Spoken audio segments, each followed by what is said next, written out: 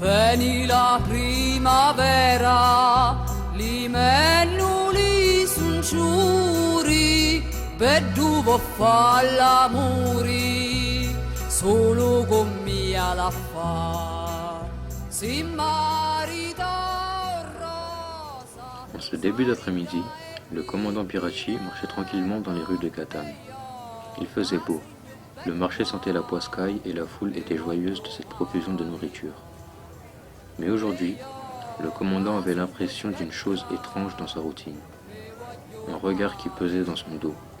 Il se sentait observé, suivi même. Après quelques minutes, il prit la décision de se retourner. Il fut étonné, à quelques mètres de lui, il vit une femme qui le fixait, immobile. Le visage de cette femme était celui de la vie humaine battue par le malheur. Il se retourna et continua son chemin. Mais la femme, comme une ombre, le suivit. Arrivé chez lui, il se retourna à nouveau et vit que la femme était là, juste derrière lui. Il observa longuement son visage. Soudain, elle lui demanda s'il se souvenait d'elle. Elle lui tendit alors une coupure de journal qui racontait le naufrage d'un bateau, le Vittoria, en 2004. Piracci se souvenait. Oui, maintenant il se souvenait de cette femme. C'était lui qui avait intercepté le Vittoria. « Que voulez-vous » lui demanda-t-il. Elle voulait lui parler. Piracci lui proposa de monter chez lui. Il lui servit un verre de vin. Elle avait un service à lui demander. Mais il fallait d'abord raconter son histoire, c'était important. Il accepta. Il y avait des Irakiens, des Afghans, des Iraniens, des Kurdes et des Somaliens. Une fois sur le bateau, durant la nuit, 2 jeunes garçons se réveillèrent et donnèrent l'alarme. L'équipage avait disparu. Il n'y avait plus d'eau, plus de nourriture. La première victime fut un Irakien d'une vingtaine d'années. Le bébé de la femme mourut un peu plus tard. Elle le tenait serré dans ses bras.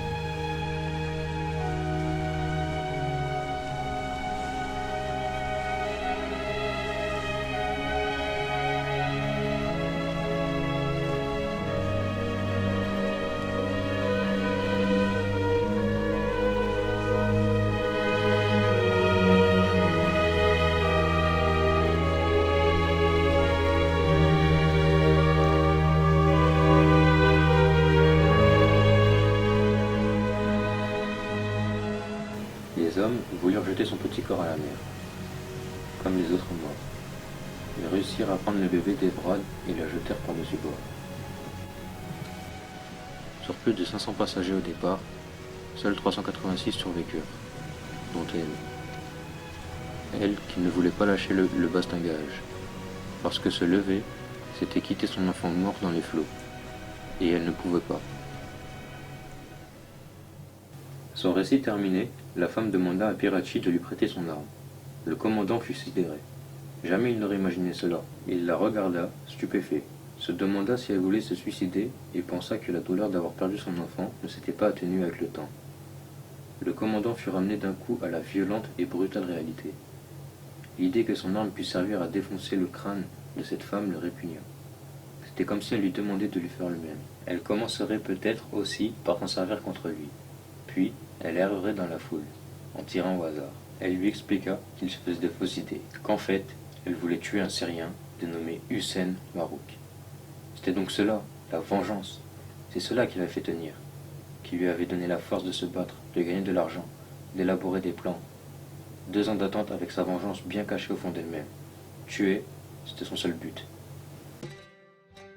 Je m'appelle Soliman, je suis avec mon frère Jamal. Il a garé la voiture en face de la place.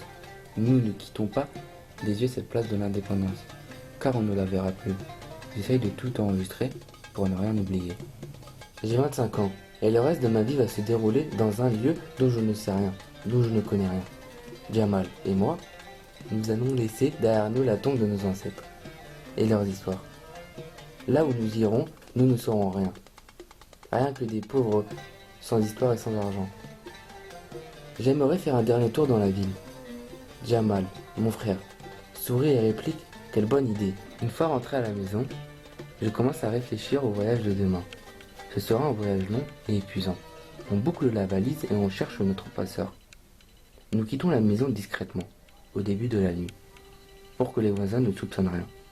On sera comme des animaux craintifs qui sursautent à chaque éclat de voix. Notre grand voyage commence ici, maintenant.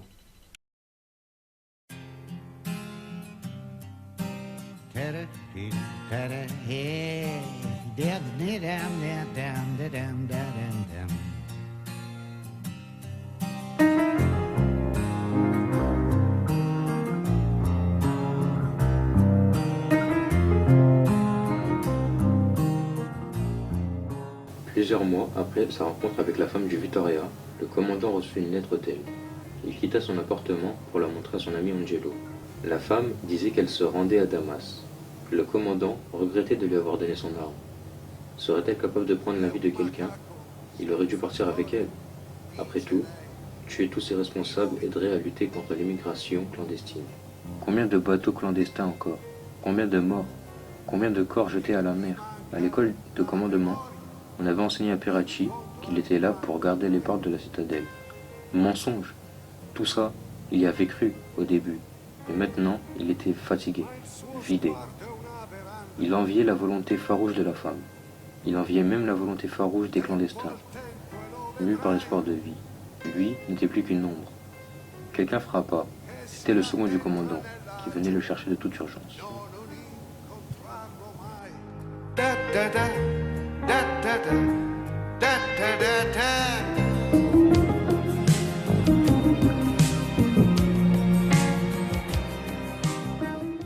Le commandant demanda à son second ce qu'il se passait. Ils avaient secouru un cargo qui avait lancé un appel de détresse à 10 miles de Catane. Il demanda s'ils avaient recueilli les clandestins. Mais son second répondit que non, qu'il n'y avait personne sur le bateau. Ils avaient mis tous les clandestins dans les canaux de sauvetage et les avaient laissés dériver. Le type avait donné une idée de la zone de décrochage et dit qu'il y avait 5 canaux. Le commandant demanda l'état de la mer, un été sauvage. Soudain, l'alarme du bateau se mit à retentir. Elle était puissante. C'était pour signaler une embarcation à 200 mètres. L'échelle était lancée. L'opération de sauvetage pouvait commencer. Pas de blessés. Tout allait se passer rapidement. Le commandant sauvait des vies. Mais une fois tout le monde sur le bateau, il devrait redevenir le commandant d'un navire d'interception. Et la suite allait être moche à voir. Les émigrants étaient serrés les uns contre les autres sur le pont, immobiles comme des prisonniers. Un jeune homme avança lentement et dit « Moi, je parle anglais ». Le commandant l'observa. L'homme avait la trentaine, c'est un père de famille, pensa Piracci. Il lui demanda s'il y avait bien 5 barques. L'homme lui répondit positivement d'un mouvement de tête. Le commandant remercia et lui ordonna de dire à ses hommes de rentrer à l'intérieur car l'équipage les attendait avec des couvertures. L'homme le remercia, mais le commandant lui montra que ce n'était pas nécessaire. L'homme dit qu'ils avaient échoué, que s'ils étaient encore en vie, c'était grâce à lui. Ensuite, l'homme retourna à la cabine et le capitaine décida de retrouver les 3 autres barques. Il resta sur le pont, accroché au bastingage, et ordonna à son second de faire retentir la sirène régulièrement. Au bout d'1 heure, le commandant sut que cela ne servait à rien. Nous venons d'entrer en Libye. C'est ici que Jamal m'annonce la mauvaise nouvelle. Mon sang se glace. Jamal ne peut pas poursuivre la route de la liberté à cause d'une foutue maladie qui le fait mourir petit à petit depuis quelques mois. Je ne m'imagine pas traverser la frontière sans mon frère. C'est juste impossible. Je lui dis que je travaillerai pour subvenir à ses besoins, pour payer les soins quand nous serons là-bas, tous les deux. Mais Jamal refuse. Il sait qu'il sera un fardeau pour moi et il ne veut pas que je le voie mourir. Il veut que je garde l'image de lui aujourd'hui, encore fort et beau, pas encore bouffé par le sida. Les mots de Jamal résonnent dans ma tête. Il me répète que même si je refuse de partir, nous ne pourrons plus vivre l'un près de l'autre. La mort va l'emporter, bientôt. Alors il faut que je parte. Je suis abattu. Je ne suis pas capable de faire la route seul. Pourtant, je me dirige vers la voiture qui me conduira à El Zouara. Mon esprit hurle de douleur. Jamal vient vers moi, m'entoure dans ses bras et m'explique qu'elle a tout payé et que je n'ai plus de soucis à me faire. Arrivé à El Zouara, on me dépose dans un appartement. Les passeurs viendront me chercher. Là, je paierai la deuxième moitié du voyage. Jamal me donne son collier de perles vertes, en souvenir. À partir de maintenant, je vais devoir faire confiance à des gens que je ne connais pas. Je ne suis plus qu'une ombre, juste une ombre qui laisse derrière elle un petit filet de poussière.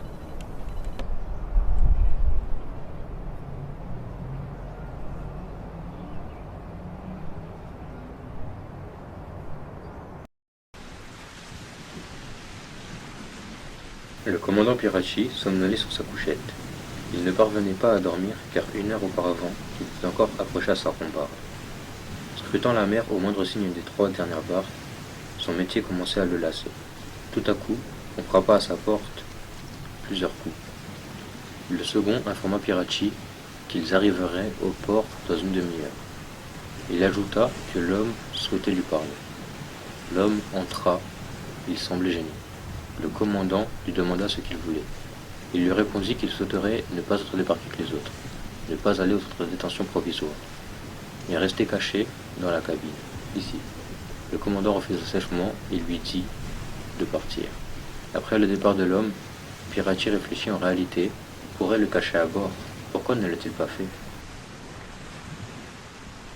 Peu après avoir accosté, les clandestins descendirent. Pirachi se rendit compte qu'il avait pris la mauvaise décision. Les clandestins, en colonne, attendaient d'être auscultés par un médecin. Puis on les faisait monter dans un camion pour la détention provisoire.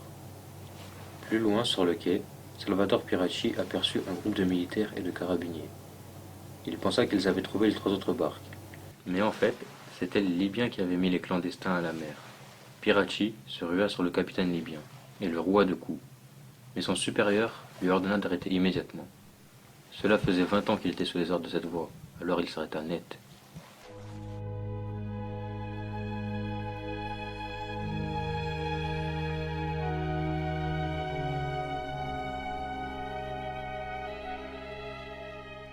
Une fois que le quai fut déserté, Pirachi, seul et triste, se rendit machinalement au petit cimetière de Lampedusa. L'air qu'il respirait là-bas était apaisant. Le commandant connaissait l'histoire de ces tombes. Il avait vu toutes les embarcations s'échouer avec leurs cadavres. Les croix portaient simplement la date de l'enterrement. Au début, c'est ici qu'on enterrait les clandestins noyés. Maintenant, il y en avait trop, bien trop. Où allaient leurs dépouilles? Une silhouette s'approcha silencieusement du commandant, lui murmurant ces mots qui lui firent froid dans le dos. Le mystérieux homme dit « C'est le cimetière de l'Eldorado. C'est ainsi que je l'appelle. » Pirachi se retourna. Il avait le dos voûté avec une étrange façon de se tenir. Cependant, il s'exprimait d'une belle manière, ce qui laissa croire à Pirachi qu'il était le gardien du cimetière. L'homme mystérieux ajouta « De l'or coulera au fond des ruisseaux, et des carrières de diamants à ciel ouvert réverbéreront les rayons du soleil. Nous avons le fond de l'œil sec, nous autres, et nos vies sont lentes. » Sans que Salvatore ait eu le temps de réagir, le petit homme partit sans rien dire. Il se demandait qui il était, pourquoi il lui avait dit ça. Le camion a quitté la route goudronnée. Perdu dans ses pensées, Suleiman entend le moteur se couper et les portières avant claquer. Nous y sommes, pense-t-il. Le groupe de clandestins semble content de pouvoir enfin se détendre les jambes. Mais avant même qu'ils aient le temps de regarder les environs, les passeurs commencent à les insulter. 2 hommes sortent des armes, des pistolets qui brandissent ostensiblement. Le 3e passe parmi eux et leur hurle de sortir leur argent. Tout leur argent. Suleiman cherche des yeux à un endroit par lequel il pourrait fuir, mais un homme tire dans les airs pour bien montrer qu'il ne faut rien espérer. Un des 3 hommes s'approche de Suleiman et, fou de rage, le frappe avant de lui voler son argent. Il perd connaissance. Lorsque plus tard il revient à lui, comme un suppléant, il se redresse. Engourdi de douleur, il réussit à se relever, mais on lui a tout pris. Sa montre, les derniers billets qu'il cachait tout, mais pas le petit collier de perles vertes.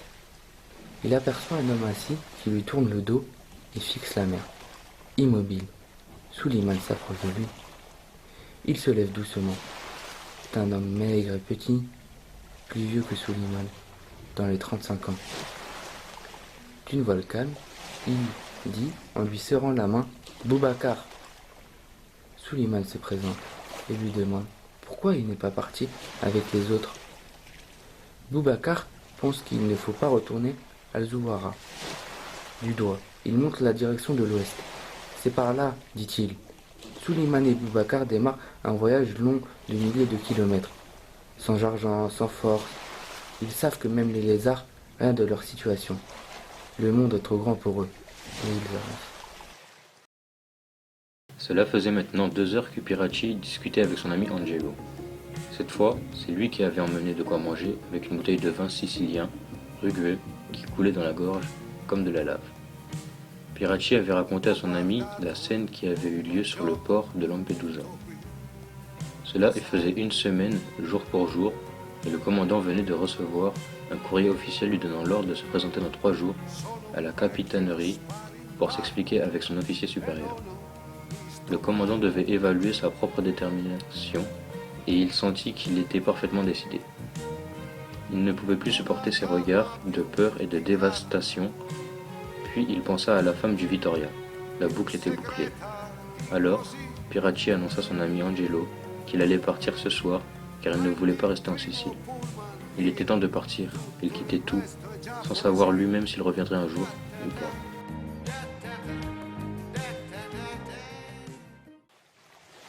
Il sauta à bord, la barque fit un bruit clair de mer. Il retrouva sous un gilet des paquets qu'il avait déposés la veille. Quelques affaires précieuses, de l'eau, un sac de boîtes de conserve, quelques cigarettes, des bidons d'essence. Tout le reste, il l'abandonnait. Il eut une sorte de vertige et se posa plusieurs questions. Où vais-je? Est-ce que j'espère vraiment arriver quelque part? Ou est-ce que tout cela n'est que simple façon de disparaître? Il sortit du port dans le silence des poissons. Il se dirigea droit vers le sud-ouest. Catane s'éloignait. Il avait mis le cap sur la Libye. Lampedusa disparaissait. Il repensa aux paroles de l'inconnu au cimetière. L'herbe sera grasse et les arbres chargés de fruits, tout sera doux là-bas. Et la vie passera comme une caresse. L'Eldorado, il ne pensait plus qu'à cela. Il n'était plus personne, il se sentait heureux. Il était doux de n'être rien. Rien d'autre qu'un homme de plus, un pauvre homme de plus sur la route de l'Eldorado.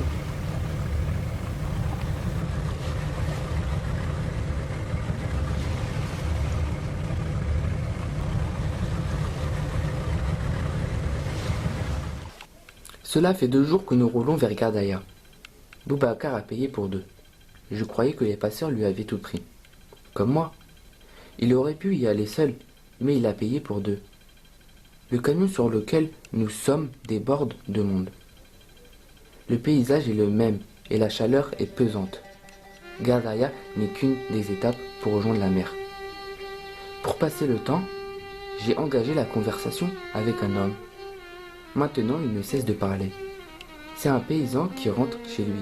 Il fait des va-et-vient pour ses affaires et il est visiblement heureux. Peut-être revient-il d'un voyage particulièrement fructueux. Nous faisons une pause à Ouargla pour un quart d'heure, le temps de faire le plein. Je vois le marchand descendre. Il me tourne le dos et longe les bâtisses. Il doit chercher les toilettes. Je ne sais pas pourquoi, mais je sens monter en moi une certaine excitation. Je le suis. Il s'arrête, je m'approche. Il m'entend arriver et se retourne. Alors je fonce sur lui. Il s'effondre. Sans perdre de temps, je fouille ce corps gisant à mes pieds. Il a une liasse que je divise en 2 parts sans les compter. Et je retourne dans le camion. Je l'ai volé, je n'arrive pas à le croire. On a repris la route sans attendre le paysan. Je tire Boubacar par la manche et lui donne la moitié de l'argent que j'ai volé. Tout le monde se demande où est passé le paysan. Au final, je croise le regard de mon camarade. Il sait d'où vient l'argent. Il ne me reproche rien. Justement, cela pourrait nous aider à aller plus vite et éviter des semaines d'usure. Je suis dégoûté de moi-même. Les chiens au bord de la route ne me regardent pas. Mon frère serait là, il me cracherait dessus. Nous arrivons à 5 heures à Gardaïa. Le camion nous pose sur le trottoir. Boubacar me dit de le suivre. Il se met à compter l'argent. Il y a de quoi payer le passage pour Oja. Aucun commentaire sur la Provence de ses billets. Sur le sang séché, Boubacar doit voir ma détresse. Il trouve un camion qui accepte de nous emmener.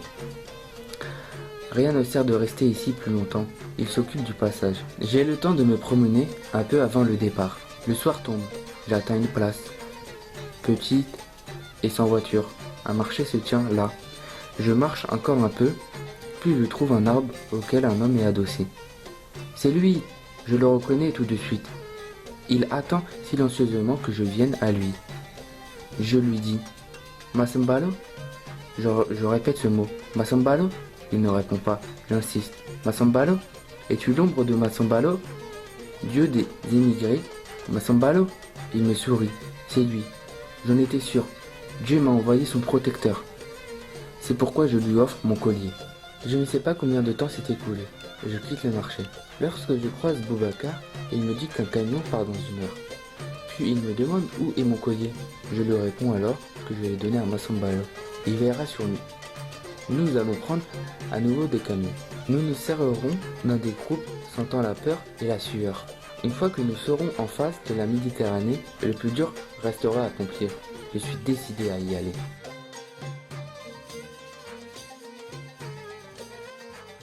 Salvatore Piracci était dans un poste de police de quartier. Le policier lui demanda comment il s'appelait, mais Piracci ne répondit pas. Non pas qu'il n'ait pas compris la question, ou qu'il ne se souvienne plus de son nom, mais il lui semblait absurde de le prononcer. Ce nom n'était plus le sien. Le juste était de se taire. Quand le policier lui demanda d'où il venait, Piracci prononça un seul mot, Sicile. Le visage du policier s'illumina. Il répéta le mot en italien, Sicilia, Sicilia. Ils allaient désormais pouvoir s'entendre. Le policier lui demanda s'il était là depuis longtemps. Piracci ne savait pas. Le policier était irrité et lui demanda ce qu'il faisait ici. Et sans lui laisser le temps de répondre, cette fois il le gifla. Les coups vont pleuvoir, pensa Piracci. Et il serra les dents. Le policier hurla en arabe. Puis, voyant que cela ne servait à rien, il retrouva son calme et lui demanda comment il était venu. Piracci répondit en bateau. Le policier lui demanda s'il était un marin sicilien. Piracci fit oui de la tête. Puis, il fut conduit en cellule.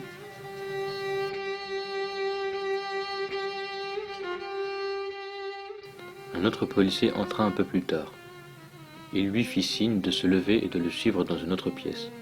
Piracci fut saisi par le contraste.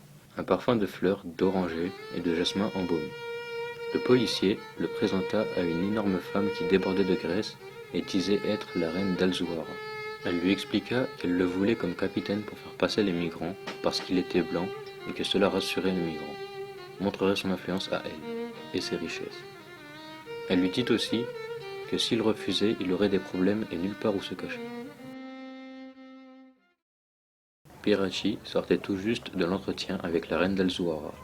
Il déambulait dans les rues, revoyant cette femme obèse et répugnante qui lui avait laissé la journée pour réfléchir à sa proposition. Il avait envie de vomir. Soudain, il vit la solution à son problème, la gare routière. Il s'y rendit, demanda au chauffeur d'un camion où il allait. Un passager traduisit l'échange, et Piracci put s'embarquer pour des terres inconnues de lui. Loin, pensait-il, du trafic d'êtres humains. Gardaïa, ce nom lui plaisait. Il fuyait la reine et il fuyait enfin sa vie. Nous sommes allongés dans l'herbe depuis 2 heures. La frontière est là. Nous attendons le signal. Il y a 2 grilles à franchir. Entre les grilles, des policiers espagnols. Et des Marocains aussi. Combien d'entre nous vont réussir? Boubacar s'approche et me dit de courir le plus vite possible. De ne pas l'attendre. Il veut que je lui promette cela. Courir, courir. Je ne réponds pas. Je sais qu'il pense qu'avec sa jambe, il n'a aucune chance. Les grilles sont trop hautes. Boubacar me prend dans ses bras. Il me dit que si je tombe, je ne pourrai pas compter sur lui. Il dit que nous sommes seuls maintenant. Il me demande encore que je lui promette de courir quoi qu'il arrive. Je cède.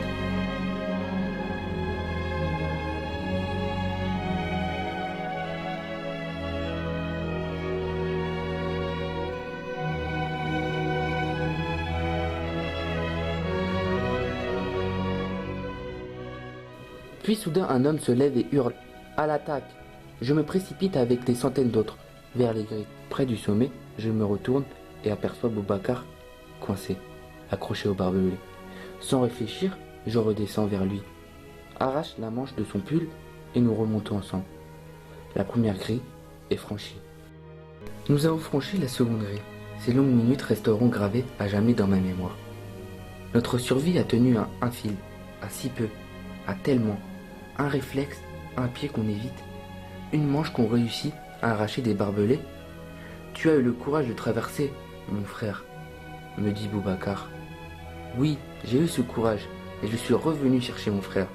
Boubacar, si je n'avais pas fait cela, sauver mon frère, je serais devenu laid, une bête laide, qui piétine ses frères. Et j'aurais foulé ma nouvelle terre sans un seul frisson de plaisir. En 15 minutes, nous avons traversé l'enfer. J'ai couru, mais je n'ai pas oublié Boubacar. Nous sommes à présent arrêtés. On va nous donner de quoi boire, manger et un lit aussi. Puis, on nous relâchera. Nous devrons partir, rejoindre l'Europe. Tout commence maintenant.